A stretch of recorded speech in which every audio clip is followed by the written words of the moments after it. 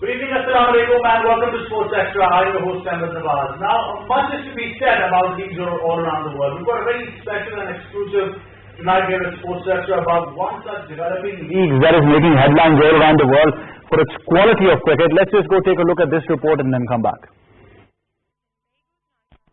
The 2021 Caribbean Premier League is scheduled to be the 9th season of the CPL, the domestic 2020 cricket league played in the West Indies. It will get underway from August 26th and the tournament will conclude by September 15th. In the tournament opener, defending champions Tobago's Knight Rider will be taking on Guyana Amazon Warriors. All the matches will take place in St. Kitts and Nevis on the Warner Park. The CPL T20 tournament will be played between 6 teams and is divided into a group stage and a knockout stage. The 6 franchise teams contesting include Barbados Royals, captained by Jason Holder, Guyana Amazon Warriors being led by Nicholas Pooran, Rovman Powell being the skipper for Jamaica Nawaz, the St. Kitts and Nevis Patriots in Riyadh Emirates' hands, while the reins for St. Lucia Kings are with Faf du Plessis, and for Tobago's Knight Riders with Kyron Pollard, respectively. Each of the 6 franchises has 15 contracted players, including a maximum of 5 international players. Out of these, a total of 7 Pakistani players will be seen in action in this tournament. That include Muhammad Amir, Azam Khan, Muhammad Hafiz, Shoaib Malik, Haider Ali, Wahab Riaz and Usman Qadir.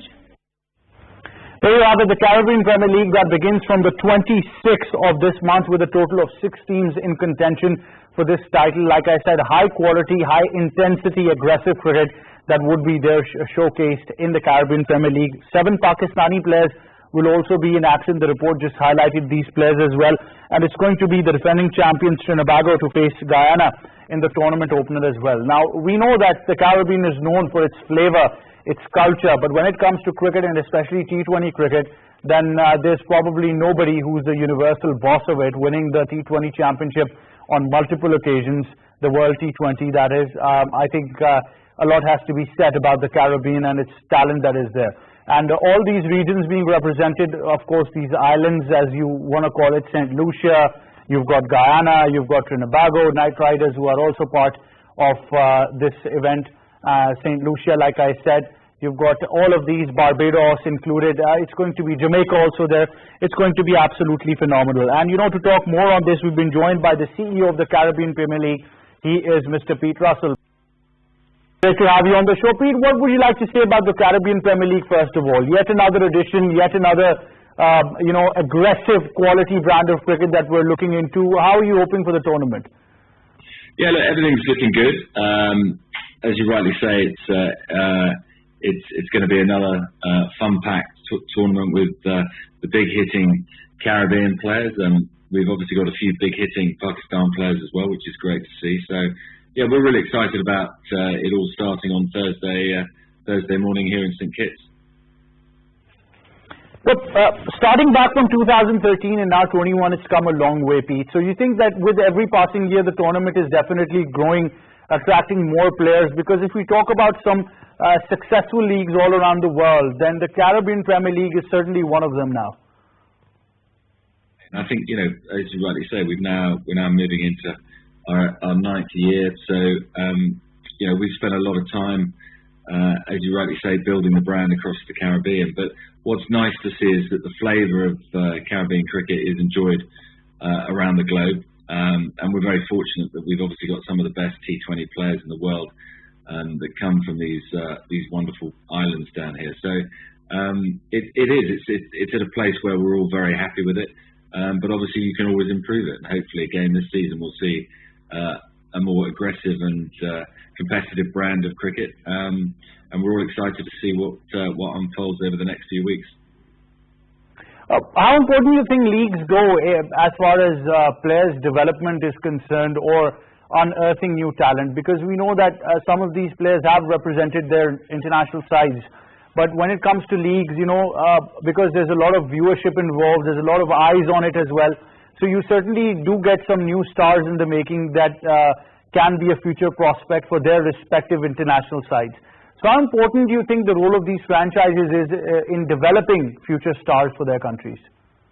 It's massively important. I think, you know, we always pride ourselves at CPL that we have had young talent coming through, the Hetmars, the Purans, to name but two. But you know, you had Sinclair last year, who wasn't even known in Guyana, but he turned out for the Guyana Amazon Warriors, and by the end of the year, he was playing for the West Indies. So there's so much talent in this part of the world, as there is around the world in terms of cricket. And I think the franchises do a great job in unearthing some of the younger talent. And of course, it's great for them to be able to play alongside the seasoned veterans. I mean, you look at, you know, we have Mohammad Hafiz and Shoaib Malik who are playing for Ghana. I mean, the experience of those two guys and the young Guyanese players who are able to rub shoulders with them and play with them, you know, throughout this tournament, I think it's going to be invaluable as they build their careers.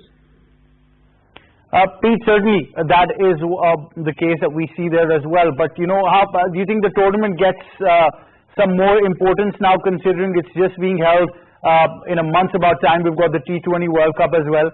So some of these guys really want to make a statement to get back into their international sides as well. I think that's another good point. You know, there's no doubt that everyone will be championing it the bit to put in a good performance. Certainly the West Indies players know that you know, this is their sort of local tournament. This is their last chance to get on the plane to the UAE. So, yeah, I think that's true probably of a number of international players as well. So, and hopefully everyone gets, you know, the right conditions to show off their true talents. Well, we all know that West Indies is known for its T20 brand of cricket, and certainly Pakistan is known as the most unexpected side in the world. They can surprise you in ICC events, especially the T20 World Cup, which they've won and been the finalist once as well. So you think having 7 Pakistani players adds a bit more to the Caribbean Premier League? Yeah, it does. And, you know, we've actually got 9 players now, because we've got a couple of the other guys who are playing in the Test side coming down as well. So, but what's nice about it is all Pakistan players, they've been very loyal to us over the years, which has been fantastic. But also, this year, we'll have a Pakistan player in each and every franchise, which is the first time that's happened. So look, after the West Indies players, obviously the Pakistan players is the next biggest cohort. So we're very honoured to have them with us, and they always play well for us. So yeah, we're excited to see what they produce this year. Pete, final question now. Have you been enjoying the dance, the party, and the culture that the Caribbean have been bringing? And especially, you've given them so much T20 cricket now. They've got to love this in the stadiums. Yeah, they do. They absolutely adore it. But of course, we're in COVID times, so we don't have quite the same atmosphere that we had, say, 2 years ago. But that will come back. And again, this year we've got 50% of the crowds in, so we'll have some people watching, but it won't quite be the same atmosphere as we've had in the past. But rest assured, in a year's time, I think you'll see the CBL T20 back to its full glory, which we're all excited about, of course. Definitely. Pete, once again from the team of Sports Extra, good luck for the entire tournament and all the very best. Thanks for your time. Thank you. That was, of course, Pete Russell, the CEO of the Caribbean Premier League. A lot is to be said. 26th of August, 9 Pakistani players in action and 6 teams competing for the title. It's going to be an action-packed thriller, and you can definitely catch all the action. That's it from me and the entire team of Sports Extra. Goodbye for now.